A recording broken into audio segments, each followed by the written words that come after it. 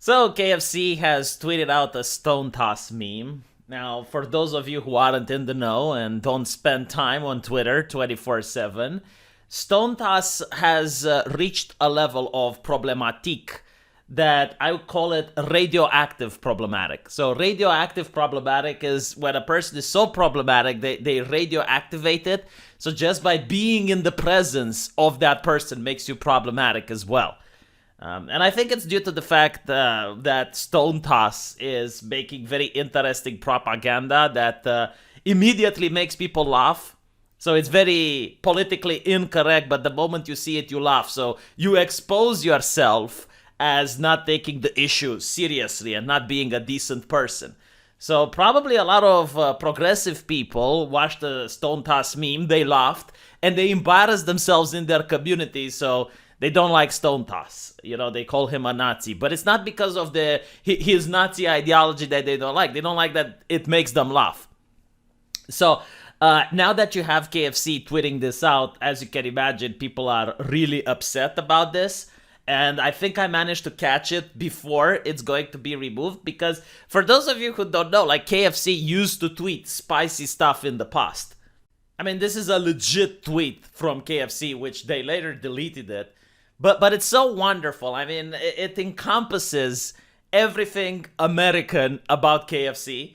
So at the height of the BLM protest, which is a Marxist organization at its core, KFC, a multi-billion-dollar capitalist corporation, decides to tweet how they are projecting, I guess, like the image of the chicken, the fried chicken especially, is projecting the Marxist symbol on the wall, which I guess represents black people. I mean, this is art. I mean, this transcends memology. It's a picture worth 1,000 words. You can get 10 different people to look at this, and they will have different takes and different opinions on what it really means. So I'm really disappointed that KFC decided to delete this. But I will tell you what, at least it's nowhere near as bad as when Burger King tweeted out women belong in the kitchen. You see, they had this event where they were promoting women to come study at their corporations in order to become chefs. Because, of course, you know, like women at home are being oppressed, but becoming a corporate wage slave, that is liberating. That is what every single woman wants. And if they don't want to, then they're absolutely wrong. So Burger King tweets this out, and people start calling them out on it, because I saw this happen in real time. And they're like, women belong in the kitchen. And right after, like, Burger King goes like, oh, if they want to. If they want to, of course.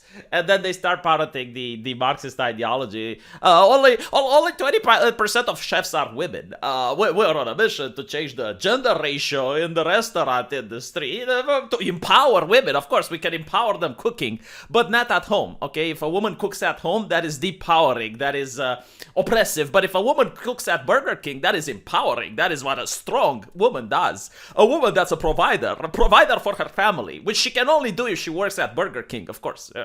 Corporation, like, come into our wage cage so you can be empowered. Do you know how empowered the average burger flipper at Burger King feels? My God, I remember, by the way, like, this is another topic, but when I worked at KFC, flipping the burgers, I actually did that when I was a teenager. My God, I felt so powerful. Like, I was the most powerful person in the world. I was walking down the street, and everyone was looking at me with admiration. It's like, whoa, you're the wage cage at KFC. And I was like, yes. And they were like, oh my God, I wish I was like you. I wish I would have your power. No, you cannot. They don't hire anymore because all the positions are filled. And they would look at me with desperation. Like, everyone wanted to be me, you know, being the person who goes and works for minimum wage. But I guess now at Burger King, last year, women had this amazing opportunity, this great opportunity to actually learn how to cook in the Burger King kitchen. So we are proud to be launching a new scholarship program which will help female Burger King employees pursue their culinary dreams. They are so tone deaf.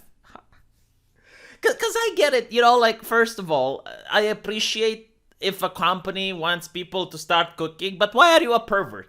Why do you only want women? You know, like, if I was a guy living alone and I say I want a roommate Only women should apply because there's a lot of homeless women out there, and I'm giving them a great opportunity to rent with. Like, people would look at me and they would say, V, you're a pervert, aren't you?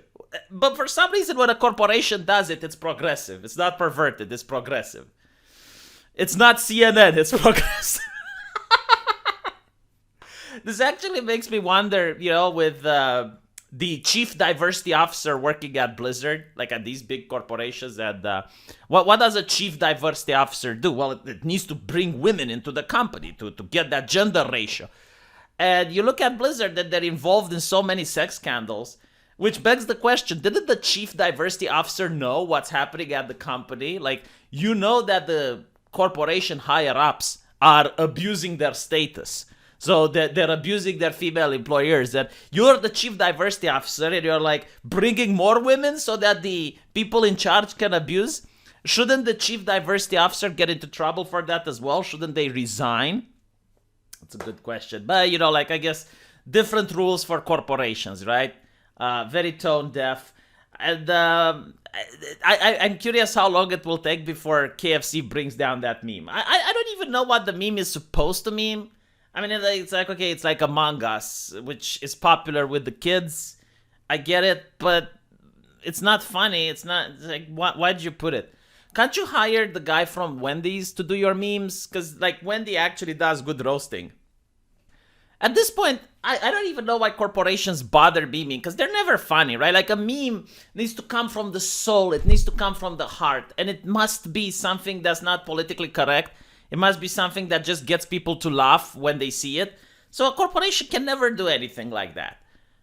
And the only thing that they can do is, like, sometimes every now and then they do something like promote the StoneToss meme, and then they get a horde of leftists up their ass being upset and angry because that happened, even though, like, the guy probably doesn't even know who StoneToss is, doesn't even know what he's doing. So he's just like, why are people so upset? Like, what is wrong with that meme? Like, oh, I tweeted something from someone that is radioactive problematic. I see. So, like, they usually end up deleting it and apologizing. Just want to highlight how asshole people are on Twitter and just how mean-spirited they are. You're affecting a guy's job, right? I mean, there's a guy working at KFC operating that Twitter handle, and he has no idea who StoneToss is. He doesn't know anything about this. He just needs to promote the company. So he uses a meme that he notices is popular with teenagers, and he puts it there. And then you pretend that you're offended, and you're like, oh my God, how could he have done this? Why does he not know years of internet lore that we who have no jobs are exposed to?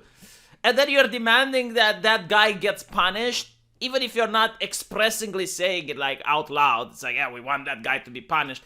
You do want that guy to be punished. Like, you would be happy if KFC goes like, oh, yes, we looked into the hateful meme that this guy has posted, and he no longer works with us. We do not consent to what he did. And then you're like, yes, we have changed society for the better. We have put this guy on unemployment. Like, people are so vile. Like, if someone did that to your job, well, you don't have a job. But if you did have a job, and you wouldn't be staying on Twitter, and then, like, you're trying your best, and then someone is punishing you for something that you had no idea to begin with, yeah, you probably wouldn't like that very much. You'd think, oh my God, this is such an oppressive society. Why are people such mean-spirited? Just cost me my job. And no one even wants to talk with people anymore. No one even is curious to see who the guy is, why did they do that. And we're going to assume maximum malice from the wage cage employee, as if he's part of the grand culture war and he's on the wrong side of history. And once he gets fired, things are going to be a lot better for America. This is why I dislike the people on Twitter, honestly. Like, so much mean-spiritism.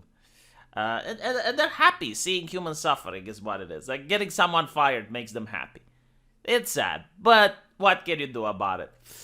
Well, I'll tell you what you can do about it, actually. You can give a thumbs up to this video, share it around, of course, because the YouTube algorithm doesn't like me. I shouldn't ask for you guys to do that, but again, nothing I can do about it. I just play with the hand that I'm being dealt with, just trying to amuse people and make people laugh, but I guess the algorithm doesn't want people to laugh. And I'll see you guys in the comment section. Take care.